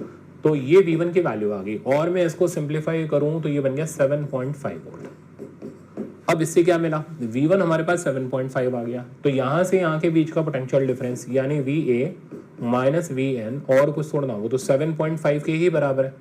अब Vn की वैल्यू जीरो है क्योंकि उसकी ग्राउंडिंग कर रखी है। तो VA की वैल्यू हमारे पास होगी 7.5 वोल्ट। अब आप ऑप्शन में ला लो, ए का पोटेंशियल आपके पास 7.5 आ गया, मतलब ऑप्शन नंबर बी करेक्ट है। नेक्स्ट प्रॉब्लम पर चलते हैं। प्रॉब्लम नंबर 34 प्रॉब्लम कह रहा है, ये भी अच्छा प्रॉब्लम है, सिंपल है पर मुश्किल नहीं है। Ratio of energy stored in both the capacitor, ऐसा आपके नीट में आ चुका है इसलिए मैंने इसको रखा है उस जैसे प्रॉब्लम को। तो ratio of energy stored in both the capacitor, तो हमें दोनों कैपेसिटर में एनर्जी स्टोर्ड निकालनी है। चेक करो, दोनों पैरेलल में लगे हैं तो इसका वोल्टेज भी V और इसका वोल्टेज भी V। तो वोल्टेज से तो कोई पंगा नहीं है, दोनों में सेम है। एनर्जी स्टोर्ड का फॉर्मूला हम यूज करेंगे हाफ सी वी स्क्वायर। क्यों? क्योंकि वी दोनों में सेम है, तो हम ये कह सकते हैं यू इज प्रोपोर्शनल टू सी। तो दोनों कैपेसिटर की एनर्जी स्टोर्ड यानी U1 by U2 become C1 by C2। अब C1 की वैल्यू हो गई C, C2 की वैल्यू हो गई 2C, आंसर बन गया 1/2। ऑप्शन में लाओ, ऑप्शन नंबर बी करेक्ट है। नेक्स्ट प्रॉब्लम पर चलते हैं 35 नंबर प्रॉब्लम। फिर से एक अच्छा प्रॉब्लम है, न्यूमेरिकल लंबा नहीं है, एक लाइन का इसमें सोल्यूशन है, बट उसका कंसेप्ट आपको आना चाहिए। ये बोल रहा है parallel plate capacitor having charge Q on it. तो एक पैरेलल प्लेट कैपेसिटर है और इसके ऊपर Q का चार्ज है। प्लेट एरिया A दे रखा है, सेपरेशन D दे रखा है, तो ये सेपरेशन की वैल्यू D हो गई और प्लेट एरिया की वैल्यू A हो गई। Okay, if one of the plate is pulled, तो किसी एक प्लेट को हम पुल करते हैं to make the final separation 2D। तो फाइनल डायग्राम ये रहा। अब ये जो सेपरेशन है, नया सेपरेशन है, ये D की जगह हमने कर दिया 2D। Plate area is still A and charge is same, क्योंकि ये किसी आइसोलेटेड कैपेसिटर है, ठीक है ना, मतलब किसी और चीज से कनेक्टेड नहीं है। अब आप ये भी कह सकते हो कि सर आपको कैसे पता चला कि आइसोलेटेड है? तो बाय डिफॉल्ट अगर कन्वेंशन में कुछ नहीं लिखा हो क्वेश्चन में, हम मान के चलेंगे वो आइसोलेटेड कैपेसिटर है। तो अब हमें ये पता करना है वर्क डन कितना होगा। तो ये जो वर्क डन होगा वो हो जाएगा change in potential energy of capacitor, यानी फाइनल माइनस इनिशियल। अब पोटेंशियल एनर्जी का formula half Q square by C use करेंगे, तो half capital Q square, C की जगह आ गया एप्सिलॉन नॉट A और सेपरेशन 2D, ये होगी final potential energy. Initial half Q square by epsilon naught A और सेपरेशन इनिशियल यहाँ D आ गया। सिंप्लीफाई करते हैं तो वर्क डन की वैल्यू, इसमें से ये सारी डाटा तो कॉमन हो गई, 2D माइनस D, वो D बचा, तो आंसर आ गया half Q square D by epsilon naught A। अब चेक कर लो, आपका ऑप्शन नंबर C इसमें करेक्ट मिल जाएगा। नेक्स्ट प्रॉब्लम पर चलते हैं। नेक्स्ट प्रॉब्लम है प्रॉब्लम नंबर 36। ये कह रहा है two identical capacitor are connected in parallel across potential difference V। तो दो आइडेंटिकल कैपेसिटर है और इन दोनों आइडेंटिकल कैपेसिटर को पैरेलल में कनेक्ट किया गया V से। तो V से कनेक्ट करने के बाद दोनों चार्ज हो गए चार्ज भी दोनों पे सेम ही आएगा CV का। ओके, अब क्या किया जा रहा है? Now the battery is removed. अब बैटरी को रिमूव कर देते हैं and positive of first is connected to negative of second. अब इनको रिवर्स पोलैरिटी में कनेक्ट कर दिया गया। तो पहले वाले का पॉजिटिव Q चार्ज ले लो, इधर माइनस Q ले लो, capacitance C, voltage V, Q की वैल्यू में पता है CV के बराबर है। इसको हमने कनेक्ट किया, इधर नेगेटिव इधर पॉजिटिव, C और V। Okay, we have to find out loss in energy. अब इसमें जो लॉस इन एनर्जी होती है उसका स्टैंडर्ड फॉर्मूला है। वो लॉस इन एनर्जी का फॉर्मूला हो गया half C1 C2 by C1 plus C2 times V1 plus V2। V1 minus V2 नहीं, V1 plus V2। V1 minus V2 तब होता है जब सेम पोटेंशियल वाली सेम पोलैरिटी वाली प्लेट्स को कनेक्ट करते हैं। तो अब इसको सिंप्लीफाई करते हैं, हाफ, दोनों कैपेसिटेंस सेम है तो ये बन गया C/2 into V1 plus V2, तो ये हो गया 2V का होल स्क्वायर। तो रिजल्ट आ गया half C/2 into 4V square. तो ये तो गया और आंसर आ गया CV स्क्वायर। तो फाइनली हमारे पास जो एनर्जी का लॉस आया वो आया CV स्क्वायर। ऑप्शन मिलाओगे तो आपका ऑप्शन नंबर बी करेक्ट हो जाएगा। नेक्स्ट प्रॉब्लम पर चलते हैं। प्रॉब्लम नंबर 37 फिर से एक थ्योरी बेस्ड प्रॉब्लम है। देखते हैं क्या कह रहा है। Parallel plate capacitor is charge with a battery, charging is completed, battery is disconnected. तो बैटरी को रिमूव कर दिया गया। तो इसमें सीधे सीधे बताया गया है अगर बैटरी रिमूव कर देंगे तो चार्ज कैपेसिटर की प्लेट पर कांस्टेंट बना रहेगा। तो उस हिसाब से अगर हम देखें तो प्लस Q और माइनस Q का चार्ज इस पे अब फिक्स हो गया। कैपेसिटेंस हम C ले लेते हैं। Okay, now the separation between the plate is decrease. अब हम सेपरेशन को कम करते चले जा रहे हैं। लेट्स से दैट पहले सेपरेशन D था, अब हमने सेपरेशन रिड्यूस करके D' कर दिया। चार्ज पर कोई फर्क नहीं पड़ेगा, वो एज इट इज रहेगा, plus Q minus Q। Okay, अब हमें इनमें से बताना है विच of the following is correct. कौन सा ऑप्शन करेक्ट है? अब जैसे ए ऑप्शन कह रहा है electric field will not be same, तो पहले इलेक्ट्रिक फील्ड का फॉर्मूला वो होता है सिग्मा बाय एप्सिलॉन नॉट, यानी Q बाय एप्सिलॉन नॉट है। अब आप चेक करो, Q तो कांस्टेंट ही है, एरिया भी सेम है, डिस्टेंस के ऊपर डिपेंड नहीं कर रहा, तो फील्ड तो कांस्टेंट होगी। तो उस हिसाब से पहला ऑप्शन गलत हो गया। दूसरा, potential difference between the plate increases. देखते हैं, तो पोटेंशियल डिफरेंस का फॉर्मूला हो गया Q बाय C, ठीक है ना। अब चेक करो, सी की वैल्यू आप डालोगे तो सी की वैल्यू होगी एप्सिलॉन नॉट ए और नया सेपरेशन हो गया डी डैश। डी डैश की वैल्यू या सेपरेशन की वैल्यू कम हो रही है तो डेल्टा वी हम कह सकते हैं प्रोपोर्शनल टू डी है। तो as D decreases potential difference decreases. अब ये क्या कह रहा है, पोटेंशियल डिफरेंस इंक्रीजेस, तो इसलिए ऑप्शन गलत हो गया। कैपेसिटेंस विल डिक्रीज, देखते हैं कैपेसिटेंस का फॉर्मूला हो गया epsilon naught A by D, तो capacitance inversely proportional to D आ गया। अब डी क्या हो रहा है, कम हो रहा है, तो सी बढ़ना चाहिए, तो कैपेसिटेंस इंक्रीजेस होना चाहिए, ये डिक्रीजेस दे रहा है, तो ये ऑप्शन गलत हो गया। तो ऐसे वेरीफाई करते हैं एक एक step. Stored energy will decrease, देखते हैं तो स्टोर्ड एनर्जी, तो पहला ऑप्शन हमारा गलत, दूसरा गलत, तीसरा गलत। स्टोर्ड एनर्जी का formula half Q square by C, C की जगह epsilon naught A into D. अब stored energy directly proportional to D, D कम हो रहा है तो स्टोर्ड एनर्जी भी कम होगा और इसमें भी कम हो रहा है, इसलिए यही ऑप्शन करेक्ट है। तो ये था एक परफेक्ट आपके लिए ऑब्जेक्टिव प्रॉब्लम। नेक्स्ट, इसको इंपॉर्टेंट लिख लेना। नेक्स्ट प्रॉब्लम है 27, ये सिंपल प्रॉब्लम है। 27 small drop each having charge Q and radius R coalesce to form a big drop, how many times a charge and capacitor becomes. तो देखो total charge वो तो सिंपल है, 27 टाइम्स स्मॉल क्यू हो जाएगा। Capacitance तो बड़ा बाय छोटा, स्फेरिकल कैपेसिटेंस का जो फॉर्मूला होता है वो होता है रेशियो प्रोपोर्शनल टू n की पावर 1/3, डायरेक्ट याद रखना है। 27 ड्रॉपलेट्स है तो अब बड़ी कैपेसिटेंस का हो जाएगा 27 की power 1/3 into capacitance of small capacitor, यानी ये हो जाएगा 3c। तो कैपेसिटेंस 3 टाइम्स हो जाएगी और जो चार्ज है वो 27 टाइम्स हो जाएगा। ऑप्शन नंबर बी करेक्ट हो जाएगा। 39 पर चलते हैं। 39 कह रहा है the force between the plates of capacitor of capacitance C, distance of separation D and potential difference V between the plate is. तो फोर्स का फॉर्मूला लगाओ, standard formula of Q square bye epsilon naught ए। अब हमें क्या क्या दे रखा है, हमें दे रखा है कैपेसिटेंस, तो कैपेसिटेंस C दे रखा है, C का फॉर्मूला हो गया epsilon naught A by D, ठीक है ना। डिस्टेंस D दे रखा है, तो ये जो डाटा है, जो मिसिंग डाटा है एप्सिलॉन नॉट A, इसकी वैल्यू होगी CD के बराबर। ओके, पोटेंशियल डिफरेंस दे रखा है, चार्ज नहीं दे रखा, तो चार्ज को रिप्लेस करेंगे CV से, ठीक है ना। C हमें दे ही रखा है, V हमें दे ही रखा है, तो अब बस हम पुट कर देते हैं। तो फोर्स का फॉर्मूला आ गया हाफ क्यू स्क्वायर बन गया C स्क्वायर V स्क्वायर और एप्सिलॉन नॉट A की जगह आ गया CD। तो फोर्स का नया फॉर्मूला आ गया हमारे पास half CV square by D. Check करो, half CV square by D, तो ऑप्शन नंबर फर्स्ट करेक्ट है। नेक्स्ट प्रॉब्लम पर चलते हैं। प्रॉब्लम नंबर 40, ये आपका फिर से स्फेरिकल कैपेसिटर का प्रॉब्लम है। इसमें हमने अंदर की प्लेट को अर्थ कर दिया, तो अब हमें नेट कैपेसिटेंस बतानी है। तो देखो इस यहाँ पर 3 प्लेट्स हैं, एक तो ये हो गई A रेडियस की, एक हो गई B रेडियस की और एक हो गई इनफाइनाइट रेडियस की। तो हमेशा ध्यान रखना स्फेरिकल कैपेसिटर में इनफाइनाइट रेडियस की भी प्लेट होती है। अब अगर हम इसे अर्थ कर दें तो क्या होता है, अर्थ करने पर एक ये कैपेसिटर और एक ये कैपेसिटर, इसकी नंबरिंग कर लो 1 2 और इन्फिनिटी। 1 2 की कैपेसिटेंस हो गई 4 pi epsilon naught AB by B minus A, ये स्टैंडर्ड फॉर्मूला है। और 2 इन्फिनिटी यानी जो इन्फिनिटी के साथ पेयर्ड है उसकी कैपेसिटेंस का formula 4 pi epsilon not R की जगह B आ गया। तो अंदर वाली प्लेट को अगर हम अर्थ कर दें तो ऐसा करने से ये दोनों कैपेसिटर आपस में पैरेलल में आ जाते हैं। तो C इक्विवेलेंट की जो वैल्यू हो जाएगी C12 प्लस C2 इन्फिनिटी हो जाएगी। सिंप्लीफाई करोगे बस एलसीएम लेना है, 4 पाई एप्सिलॉन नॉट, B गया बाहर, अंदर बचा A upon B minus A plus 1, तो 4 पाई एप्सिलॉन नॉट। अब चेक करो एलसीएम लेने पर यहाँ A से A कैंसिल हो जाएगा, B स्क्वायर ऊपर आ जाएगा, B और B मल्टीप्लाई होकर के नीचे B माइनस A आ गया। ऑप्शन में लाओ, डी करेक्ट है। नेक्स्ट प्रॉब्लम पर चलते हैं।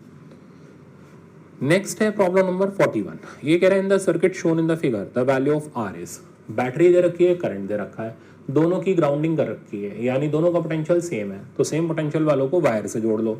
अब करंट इस तरीके से फ्लो हो रहा है, लगाओ 12 वोल्ट, ओम्स लॉ लगा रहे हैं हम, करंट की वैल्यू 1 एम्पियर, टोटल रेजिस्टेंस हो गया R प्लस 4 प्लस 2 यानी R प्लस 6। अब बस सॉल्व कर लो, यहाँ से R की वैल्यू आ गई 6 ओम। ऑप्शन नंबर बी करेक्ट है। नेक्स्ट प्रॉब्लम पर चलते हैं। नेक्स्ट है इनफाइनाइट लैडर, पर इसको आप स्मार्टली कर सकते हो। देखो लैडर के लिए क्वाड्रेटिक बनाने की कोई ज़रूरत नहीं है, लैडर का मैंने शॉर्टकट भी दिया हुआ है। अगर आप शॉर्टकट फॉर्मूला देखना चाहते हो तो ये होता है R1 plus R3 by 2 bracket 1 plus root 1 plus 4R2 by R1 plus R3। इसको कर लो याद, कभी लैडर में फंसोगे ही नहीं, ठीक है ना। R1 कौन, ये R1, ये R2 और इधर वाला R3, ठीक है ना, ये 3 होते हैं।